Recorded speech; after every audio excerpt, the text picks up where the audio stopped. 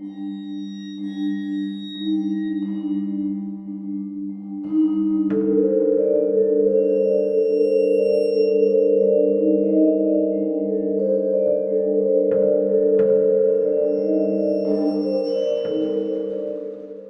guys, we are here at the Warnors Theatre, built in 1928 by an architect, Benjamin Maurice Turek, and also the owner was Alexander Pantages.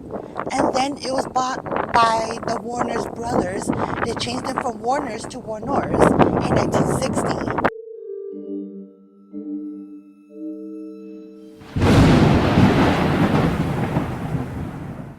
Hi, my witches and norms. Welcome to a Waste Dark Tales podcast. I'm your host, Moon Witch, and today we're going to be talking about a haunted place in Fresno that I just found out, known as the Warnors Theatre, not with an E, with an O, Warnors.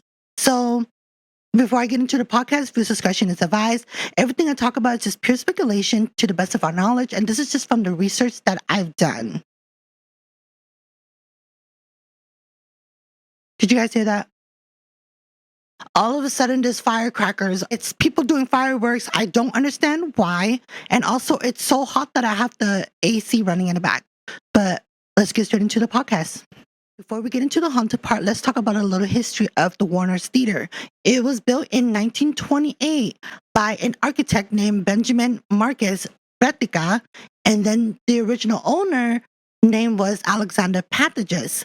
Well, a little side note, within the month of October in the year 1929, Alexander Pantages was arrested because he was accused of raping a girl named Eunice Pringles, who was 17 years old. And then come to find out, it was acquitted because allegedly she was being paid by the RKO, which was a film production. And so they dismissed the case. Now, here's the thing though. It was said that Eunice Pringle went to go see Alexander within the antechamber, which is a little room before it hits the lobby. One story was he was saying, "Oh, I want to be with you." And she was like, And so he started ripping off her clothes, biting her, and giving her bruises, right? From his side of the story, Eunice Pringle went to go see him and fetch him a skit, meaning she was, pitching him this idea or whatever. And he was like, he wasn't into her proposal. And so she attacked him. But then people in the place claimed that they saw him grabbing by one of her leg as she was walking out, begging her. So we don't know if it's true. I'm just, I just thought I'd put that history out there. But again, allegedly. Well, back to the topic.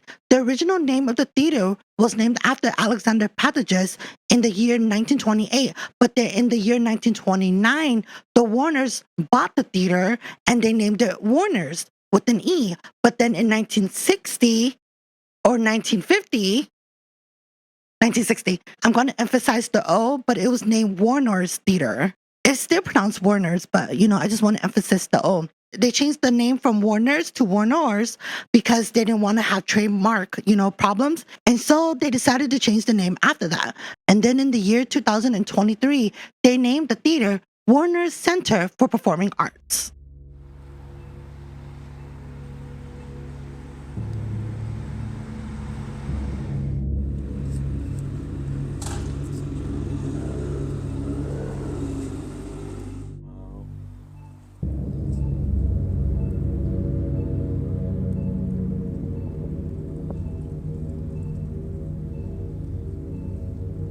What is crazy, in the Fresno Bee article, it was stated that this was the #1 spot for ghost hunters to stop by and check out, which is crazy. Now that we got the Warners Theatre history out of the way, let's talk about the haunted part. There's a group from Porterville known as the Paranormal Movement Investigators, which their acronyms or what it stands for is, or the short is PMI. They're known to be like ghost hunting investigators. They basically go to the Warners Theatre and do ghost hunting tours there, right? Now, I did write notes here because it's a long list, but bear with me. Reported paranormal activity. 1. The ghost of a man in the balcony. Many visitors and workers have reported seeing a shadowy figure watching from the balcony, believed to be a former projectionist or actor who had died there. Number 2, unexplained music and voices. People claim to hear piano music playing when no one is there. Some also reported hearing whispers or even laughter, especially late at night. Number 3, cold spots and moving shadows, sudden chills in specific area like the stage wings or backstage halls. Dark shapes are even seen moving without any explanation. Number 4, the organ plays itself.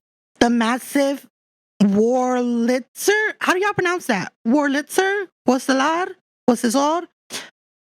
I'm gonna do my best. The massive Wurlitzer pipe organ, a centerpiece of the theater, had allegedly played on its own, even when unplugged. Number 5, haunted basement. Staff refused to go alone in the basement, said to be the creepiest part of the building, where old costumes and props are stored. There's so much history here that we never even knew. Yeah, it's haunted, but the architect is fabulous. It was actually like a Spaniard or Spanish. I don't know, how do you say it? Since that was the paranormal activity, let's talk about some theories of the Warnors Theatre. It is said that some believe the spirits of vaudeville performers never left. So I was looking to see what that meant, and basically it's a genre for like actors and comedians and, folk music and singers. Another theory says a tragic death may have occurred on the site, but no official records were confirmed. A little side note, I also wrote this down. Paranormal investigators and ghost hunters have visited and captured strange EVPs, electronic voices phenomena, and unexplained EMF readings. Local ghost tours often include the Warnors Theatre as a stop, right? And then I posted the video on Instagram, Facebook, and TikTok, and this was the comment that was written, so I'm going to read it to you guys. Now, one of the users said, definitely haunted. I saw a man with a tuxedo, top hat, sitting in the upper private box located in the stage right. From Instagram said, I have done one of these ghost hunting tours there. Even though I personally didn't notice anything, lots of other people in our group did. And then from Facebook, the balcony is definitely haunted. I work security there for some events. Oh, hell no. Oh, hell no. The fact that it's haunted, I'm good. Whew. I was doing research for the podcast, and as I typed it in, they just recently had a ghost tour in May, so we missed it. I wanted to find out another one, but it won't happen until next year, unless we start a petition. Maybe all of us can go. I wouldn't mind going if you guys want to go. I will leave everything linked in the description box below. I was doing research for this haunted place in Fresno, and then this came up, and I was like, dude, we've talked about Kearney Mansion, we talked about the UMC Hospital, we talked about Roosevelt High School. How come I never knew that the Warnors Theatre, located downtown in Fresno on Tuolumne, was haunted? Allegedly. If you guys ever been there, drop down a comment, let me know. And I hope you guys enjoyed this podcast. Now, next week, I do have to mention, we're going to be talking about Janitor's scary story.